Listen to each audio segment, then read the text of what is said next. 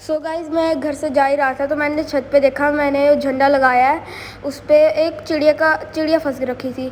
तो मैं चला गया ऊपर जल्दी से कैंची लेके और मैंने उसको जल्दी से उधर से आज़ाद करने की कोशिश की, बट ये बहुत फड़फड़ा रही थी, मेरे हाथ में नहीं आ रही थी। तो फाइनली मैंने इसको पकड़ लिया और उसके पैर को आज़ाद किया। फिर मैंने इसको पानी पिलाने लगा, पर ये बहुत फड़फड़ाई और ये यहाँ से भाग निकली।